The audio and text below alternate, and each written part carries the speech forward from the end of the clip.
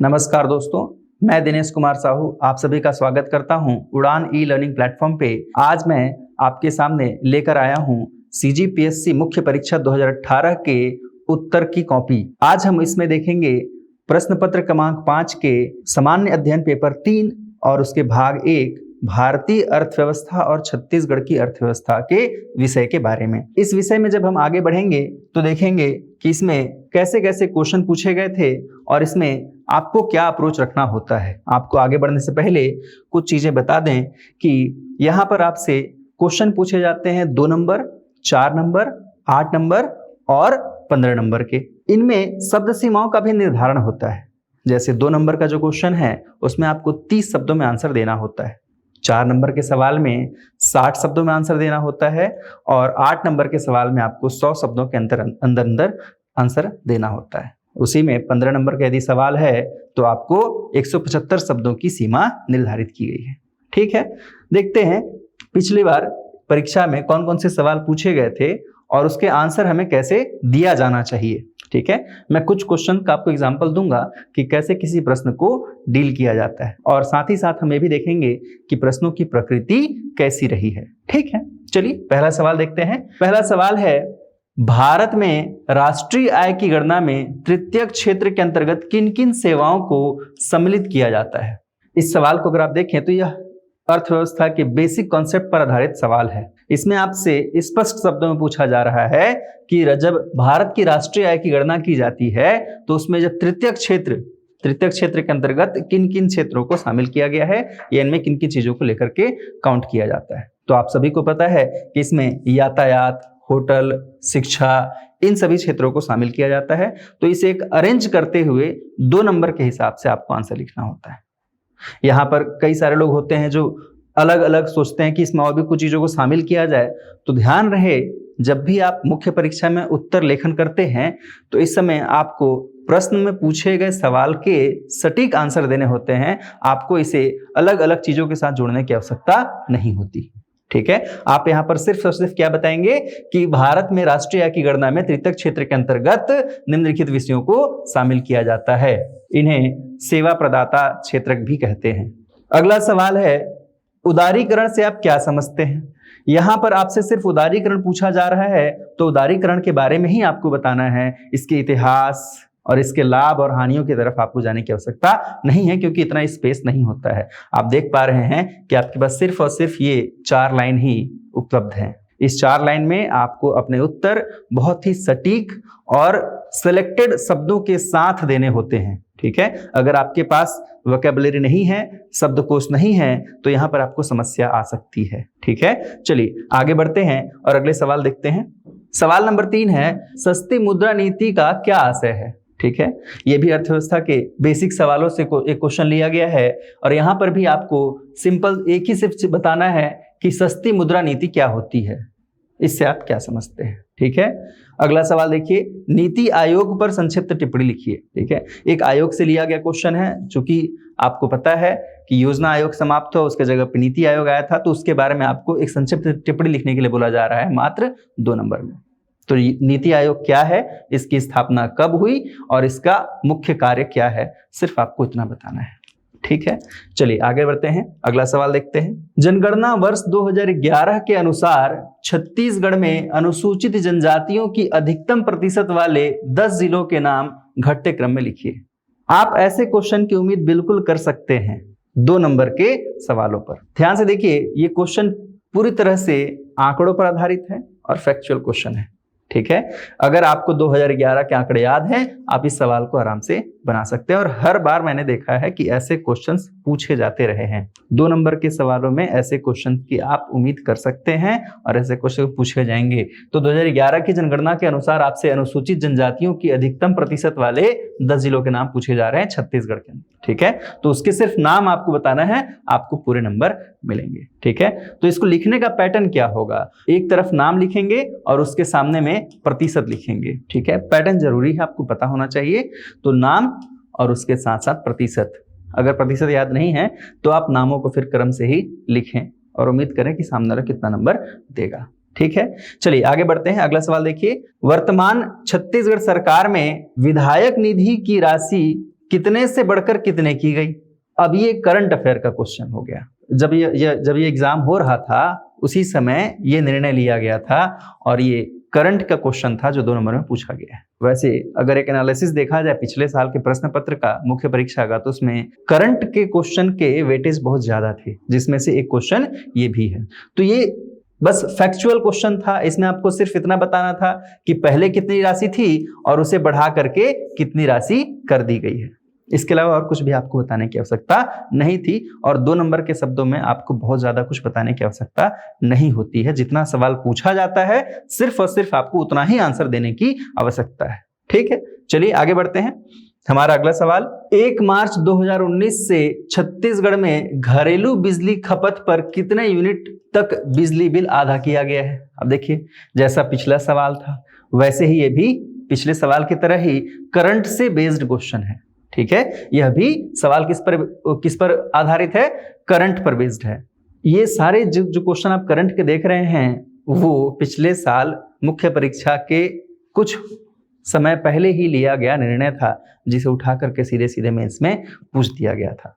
ठीक है, चलिए आगे देखते हैं। अगला सवाल क्या है, छत्तीसगढ़ का आर्थिक सर्वेक्षण 2018-19 के आधार पर राज्य की प्रति व्यक्ति आय की जानकारी दीजिए। अब इस क्वेश्चन का आंसर आपको थोड़ा सा लिखना होगा सोचते समझते हुए।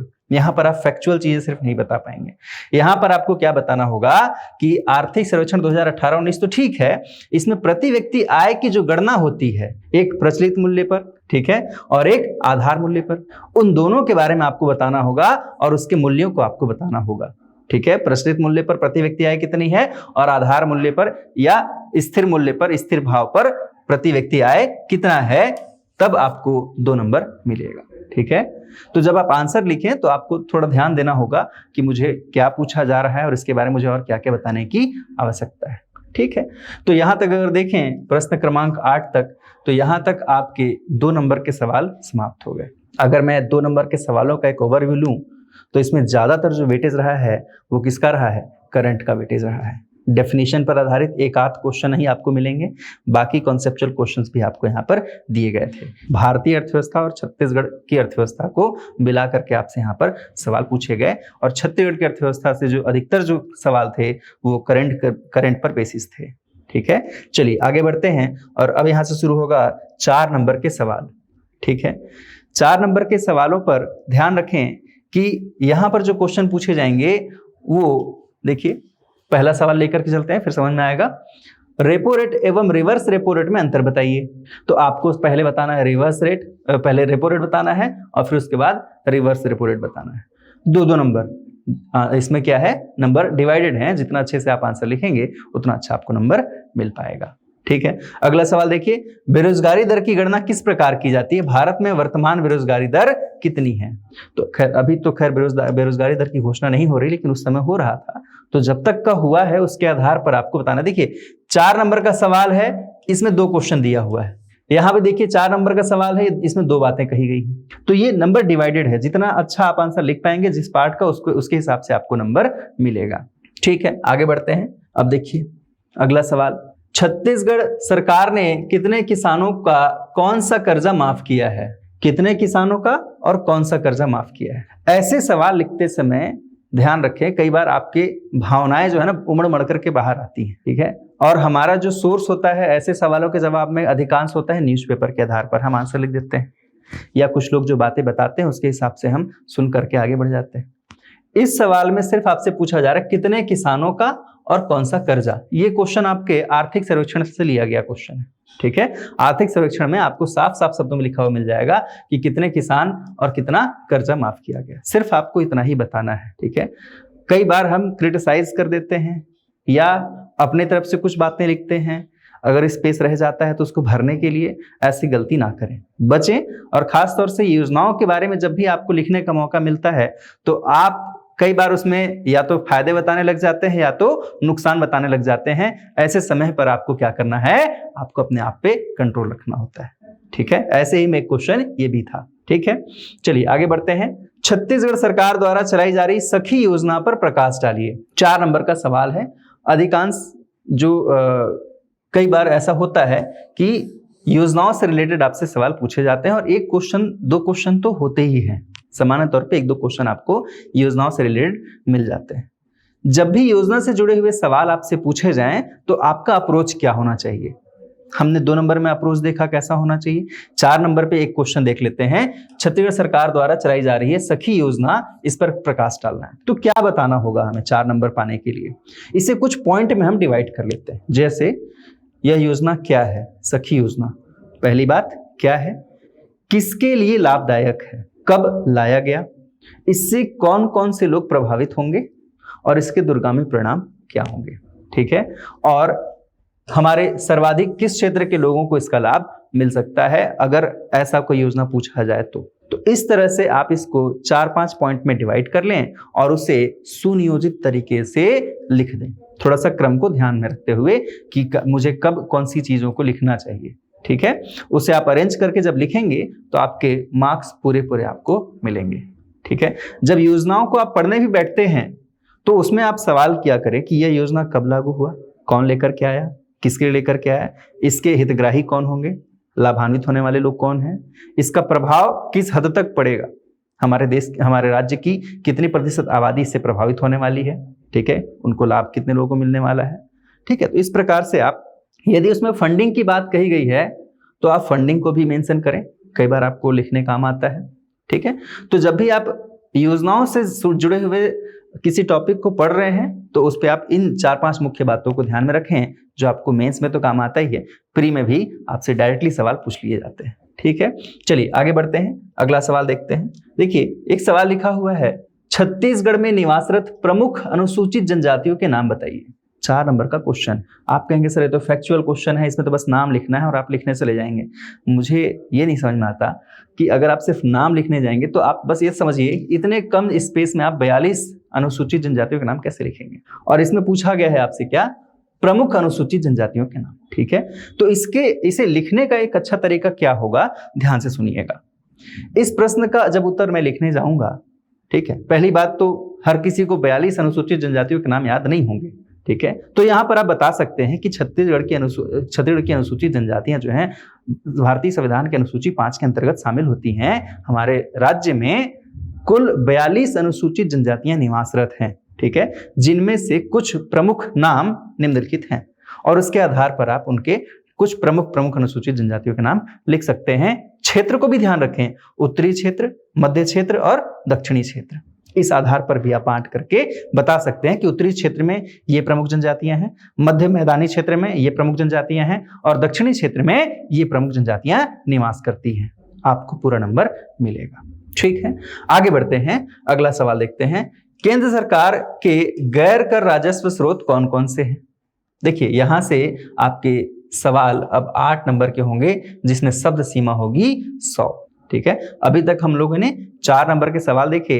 4 नंबर के सवालों में भी हमने क्या देखा कि कुछ करंट के क्वेश्चन को समावेशन किया गया था। ठीक है, और बाकी कुछ कॉन्सेप्चुअल क्वेश्चन तो थे ही वहां पर। ठीक है, चलिए अब यहां देखते हैं हम लोग 8 नंबर के सवालों के बारे में। तो 8 नंबर के आपसे सवाल कौन से क्वेश्चन पूछा गया, देखिए केंद्र सरकार के गैर कर राजस्व स्रोत कौन कौन से हैं।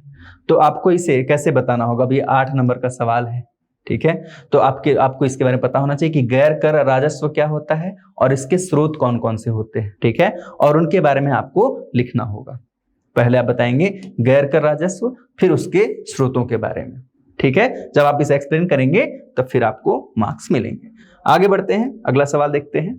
सार्वजनिक व्यय में वृद्धि के प्रमुख कारकों पर चर्चा कीजिए।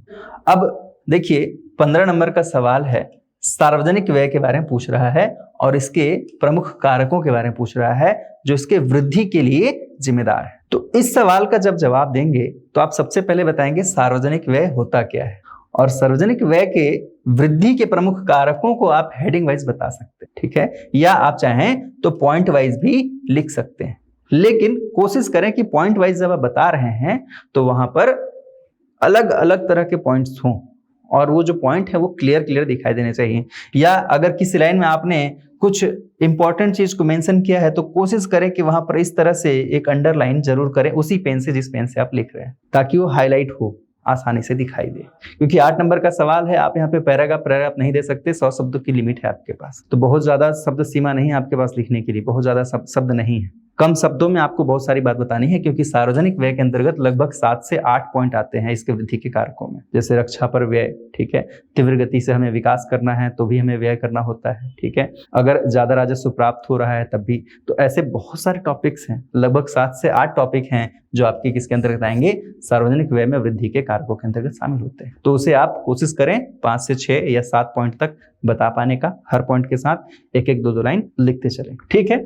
चलिए आगे बढ़ते हैं। अगला सवाल देखिए, क्वेश्चन नंबर 16 क्या कहता है, छत्तीसगढ़ में प्राथमिक कृषि सहकारी समिति के बारे में संक्षिप्त जानकारी दीजिए। ठीक है, छत्तीसगढ़ में प्राथमिक कृषि सहकारी समिति के बारे में संक्षिप्त जानकारी देना है। तो पहले आपको बताना है कृषि सहकारी समिति क्या होता है, ठीक है, और उसके बाद फिर बताना है छत्तीसगढ़ में इसका विस्तार कहाँ कहाँ है, कहाँ कहाँ पर प्राथमिक कृषि सहकारी समितियां स्थापित हैं, और फिर आप उसके बारे में बताएंगे कि इसके क्रेडिट कितने हैं, इसके ग्राहक कितने हैं, इन सभी चीजों के बारे में आपको विस्तार से बताने की आवश्यकता। ठीक है, चलिए आगे बढ़ते हैं। अगला सवाल देखिए, अब यहाँ पर हम पहुंचते हैं कहाँ, 15 नंबर के सवाल की तरफ। ये आपका 15 नंबर का सवाल। यहाँ पर 2 सवाल आपको मिलेंगे अथवा के फॉर्मेट में या और के फॉर्मेट में, एक भारतीय अर्थव्यवस्था से, एक छत्तीसगढ़ की अर्थव्यवस्था से। आप कोई भी एक सवाल लिखेंगे यहाँ पर जिसमें आपको शब्द सीमा मिलती है 175। ठीक है, 175 शब्द सीमा है और ये 15 नंबर का सवाल है। अब देखते हैं सवाल क्या पूछता है, इसमें हमारा अप्रोच क्या होना चाहिए। ठीक है, जितने ज्यादा नंबर के सवाल होते हैं उसमें उतने ही कम नंबर मिलने स्टार्ट हो जाते हैं। अगर हमारा अप्रोच सही होगा तो हम ज्यादा से ज्यादा नंबर स्कोर कर पाते हैं। जैसे 2 नंबर का सवाल है, हम 1.5 नंबर तक आराम से स्कोर कर लेते हैं, 2 नंबर भी स्कोर कर सकते हैं। लेकिन 15 नंबर का सवाल है तो सबसे बड़ा दिक्कत ये होता है कि 15 में 15 कैसे खींचा जाए, या 15 में 14 नंबर भी पा गए तो बहुत बड़ी बात है, ऐसा होता है। तो ऐसे मार्क्स हमें प्राप्त करने के लिए क्या अप्रोच होना चाहिए, इस पर थोड़ा सा हम ध्यान से देखेंगे। ठीक है, जैसे देखिए भारतीय अर्थव्यवस्था के क्वेश्चन है, भारत सरकार के गरीबी उन्मूलन कार्यक्रमों का मूल्यांकन कीजिए। तो इसके लिए आपको पता होना चाहिए कि गरीबी उन्मूलन कार्यक्रम कौन कौन से चलाए गए हैं भारत सरकार के द्वारा और उनके क्या क्या परिणाम हुए हैं, इसे आपको पॉइंट वाइज लिखने की आवश्यकता है। ठीक है, अगला सवाल जो है छत्तीसगढ़ से देखिए, छत्तीसगढ़ में ग्रामीण वित्त के संस्थागत स्रोत कौन कौन से हैं। मैं इसमें से एक सवाल ले लेता हूं छत्तीसगढ़ का और देखते हैं इसे कैसे लिखा जाना चाहिए। ठीक है, तो देखिए इस सवाल में आपसे पूछा गया है, पहली बात तो आपको बताना चाहिए ग्रामीण वित्त के बारे में। इसे आप रूरल क्रेडिट कहते हैं या ग्रामीण साख कहते हैं। ठीक है, तो ग्रामीण साख क्या होता है पहले इसके बारे में आपको बताना होगा। ग्रामीण साख बताने के बाद इसके स्रोत कौन कौन से हैं, संस्थागत और गैर संस्थागत। ठीक है, तो संस्थागत के अंतर्गत कौन कौन से आते हैं और गैर संस्थागत के अंतर्गत कौन कौन आते हैं, ये बताएंगे। और इसके बाद फिर आप इनके बारे में विस्तृत व्याख्या करेंगे। व्याख्या करते समय ध्यान रखेंगे कि आपको बहुत ज्यादा ये नहीं बताना है क्या है, ग्रामीण वित्त को आप 2 लाइन के अंदर अंदर बताएं। ठीक है, ग्रामीण साख क्यों जरूरी है ये बताएं उसके अंतर्गत। ठीक है, ये आप सिंपल शब्दों में समझिए, एक प्रकार का ऋण है जो किसानों को आवश्यकता होती है पशुपालन, कृषि, इस प्रकार के कामों के लिए, या मशीन वशीन खरीदना है तो ऐसे समय में उन्हें ऋण की आवश्यकता होती है, उसे ही क्या कहते हैं, ग्रामीण साख। ठीक है, और इन ऋण के लिए ये लोग निर्भर किस पर रहते हैं, ये निर्भर होते हैं, पहले के जमाने में निर्भर हुआ करते थे साहूकारों, बनिया, व्यापारी, इन पर निर्भर हुआ करते थे। ठीक है, लेकिन उसे रिप्लेस करने के लिए बाद में जब भारत सरकार या हमारा भारत देश आजाद हुआ, फिर हमने क्या देखा कि सरकार ने अलग अलग स्टेप्स उठाने को शुरू किए, जिसमें से बैंकों का नेशनलाइजेशन करना स्टार्ट किया, फिर कई अलग अलग योजनाएं लेकर के आना स्टार्ट किया, बैंकों को किसानों तक पहुंचाना शुरू किया। तो ये जो वित्तीय संस्थान है, बैंक हो गया, ग्रामीण बैंक हो गया, ये सभी क्या है, ये रूरल क्रेडिट के संस्थागत स्रोतों के अंतर्गत शामिल होते हैं।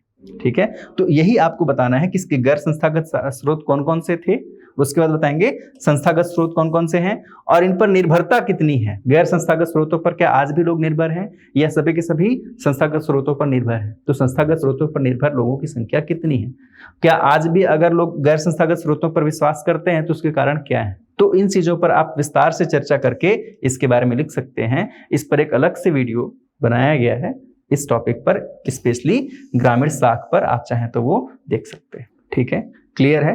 तो हम लोगों ने देखा, इसके लिए देखिए स्पेस कितना दिया हुआ है, इस क्वेश्चन के लिए आपको पूरा एक पेज यहाँ पर कंप्लीट और एक आधा वहाँ पर, मतलब लगभग 1.5 पेज आपको मिलता है। उम्मीद करता हूँ मैं आपको समझा पाया कि CGPSC मुख्य परीक्षा 2018 के प्रश्न पत्र 5 के इस भाग में, जहाँ पर भारतीय अर्थव्यवस्था और छत्तीसगढ़ की अर्थव्यवस्था से सवाल पूछे गए थे, इसमें कितने नंबर के क्वेश्चन हैं, कितने शब्द सीमा होती है, कितना स्थान दिया होता है और कैसे प्रश्न पूछे जा रहे हैं, उसमें हमारा क्या अप्रोच होना चाहिए। बहुत बहुत धन्यवाद आपका।